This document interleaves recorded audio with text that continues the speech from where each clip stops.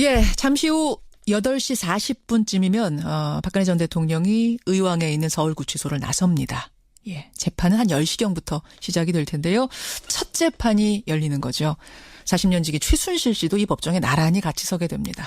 박근혜 재판, 최순실 재판, 이 두 재판을 병합할지 안 할지도 오늘 재판부가 밝힙니다. 아까 417호 얘기 우리가 잠깐 했는데요. 전두환, 노태우 두 전직 대통령이 수의 입고 재판받았던, 여러분 화면에서 많이 보셨죠? 바로 그 법정이 공교롭게도 오늘 법정입니다. 자, 서울중앙지법 417호로 미리 가보죠. 변호사 출신입니다. 지난해 국회 단핵소추안을 작성했던 더불어민주당 금태섭 의원 연결이 돼 있습니다. 금 의원님 안녕하세요. 예, 안녕하십니까. 일단 그 청취자들이 417호를 궁금해하시네요. 왜 계속 417호냐? 이게 이유가 있습니까?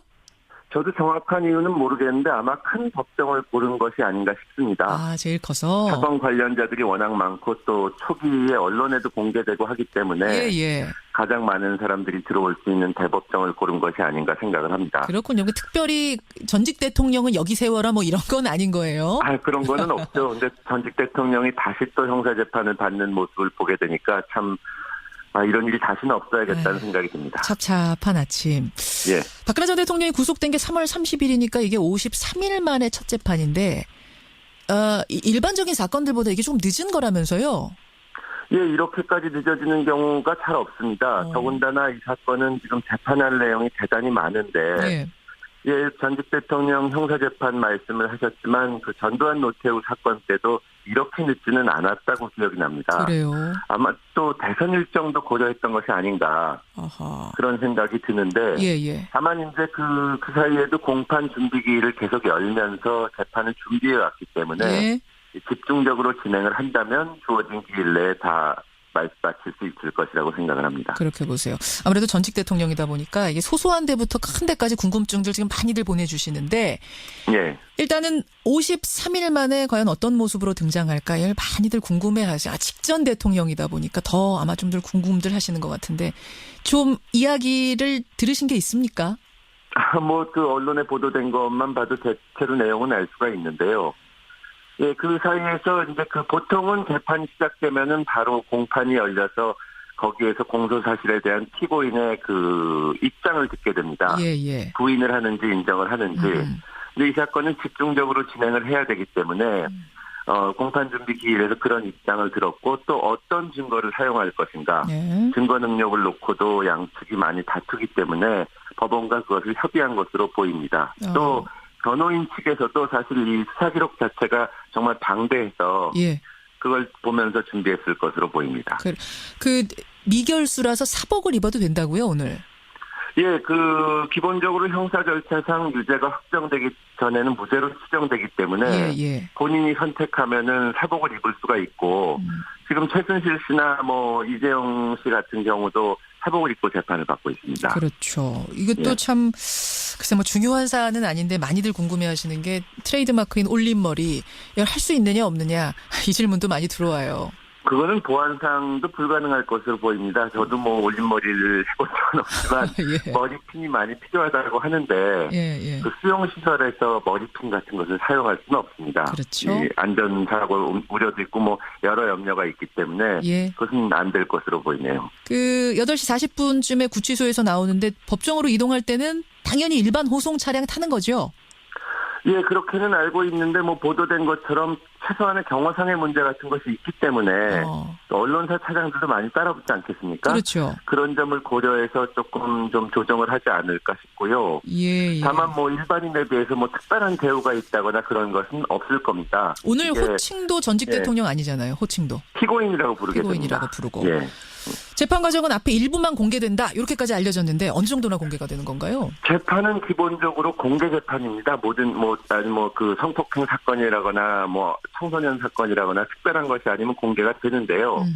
다만 이제 언론이 들어와서 카메라로 촬영하는 것은 맨 앞에만 가능합니다.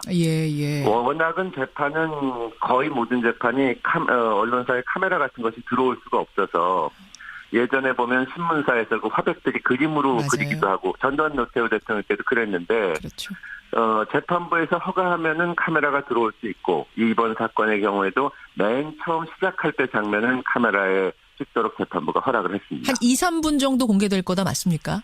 예, 맞습니다. 그러고 나면은 이제 심리가 시작이 되는데, 예. 언론사 카메라 앞에서 이제 진술을 하게 되면은, 재판의 공정성 같은 것이 문제가 될 수가 있어서, 예.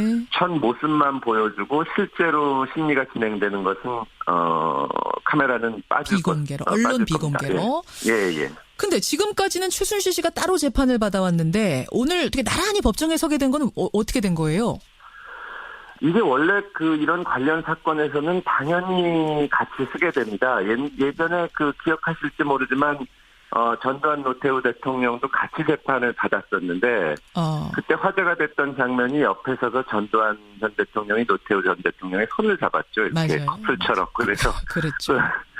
참 여러 가지 감정을 불러일으켰는데, 예. 당연히 병합을 하는 것이 맞습니다.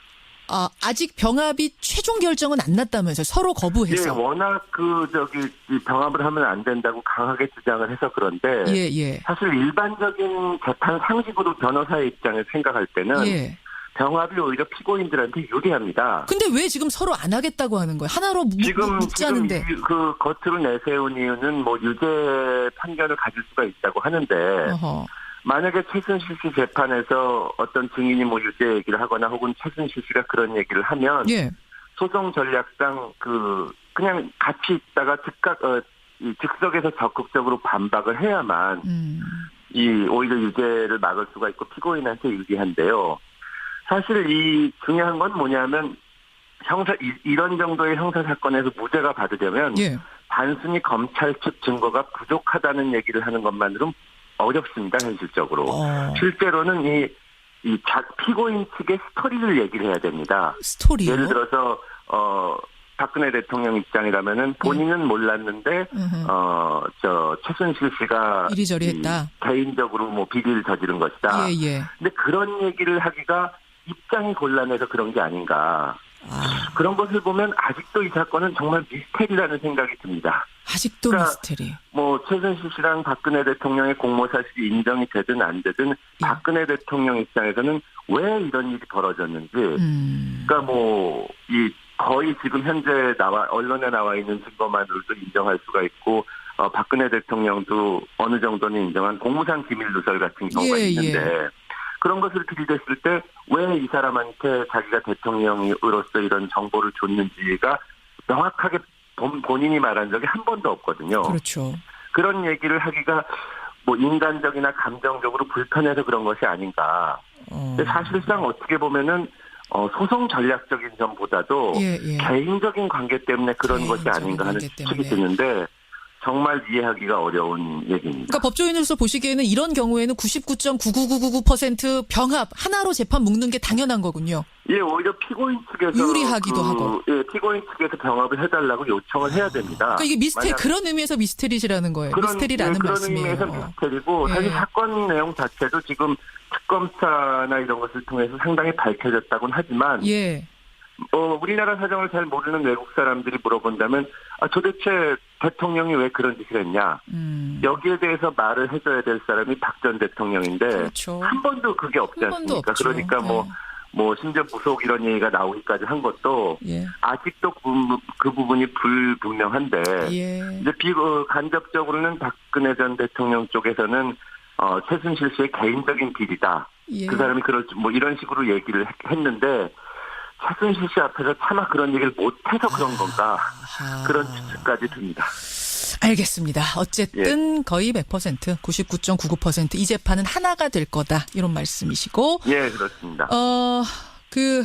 이런 얘기가 들려요. 이제 지금 가장 핵심적인 혐의가 뇌물죄 아니겠습니까? 뇌물죄. 요걸 입증을 해야 되는데 지금 뇌물죄 입증이 쉽지 않을 거다는 우려가 나옵니다. 삼성의 매머드급 변호인단을 상대로 해가지고 단지 몇 명의 검사, 몇 명의 특검이 지금 고군분투하고 있다. 막강한 로비력 앞에 증인들이 말을 좀 바꾸고 있다는 얘기도 들리고. 어떻게 생각하세요? 어떻게 알고 계세요? 기본적으로는 말씀드렸듯이 크게 나눠서 공무상 비밀 누설하고 뇌물죄 이 직권남용죄가 있는데요. 뇌물죄가 입증하기가 어려운 것은 사실입니다. 그러나 아까 말씀드렸듯이 이것이 무죄가 나려면 피고인 측에서 설득력 있는 스토리를 말을 해야 되거든요. 왜 어떻게 해서 이런 돈을 받게 됐는지, 또 삼성으로 하여금 뭐 정유라 씨한테 왜 이렇게까지 해줬는지. 특혜를 주도록 얘기를 했는지, 예. 그 부분에 대해서 박근혜 대통령 측에서 나름의 설득력 있는 스토리를 제시하지 못한다면 예. 무죄를 받기는 쉽지 않을 것으로 보이고요. 특검에서 나름대로 철저히 수사를 했기 때문에 저는 충분히 유죄 판결을 받을 수 있다고 생각을 합니다. 알겠습니다. 오늘 이제 뭐 첫 재판입니다. 이제 시작입니다. 국민들이 관심 있게 봐야겠고요. 올림머리가 중요한 게 아니라 이 혐의들이 어떻게 입증이 되는지 끝까지. 네, 이번을 통해서 우리 형사사법도 정말 정의를 항상 이룬다는 것을 보여줄 수 있으면 좋겠습니다. 그래요. 네, 이렇게 이야기하면서도 참 찹찹한 아침입니다. 여기까지 말씀 듣죠. 금태섭 의원님 고맙습니다. 예, 감사합니다. 더불어민주당 금태섭 의원이었습니다.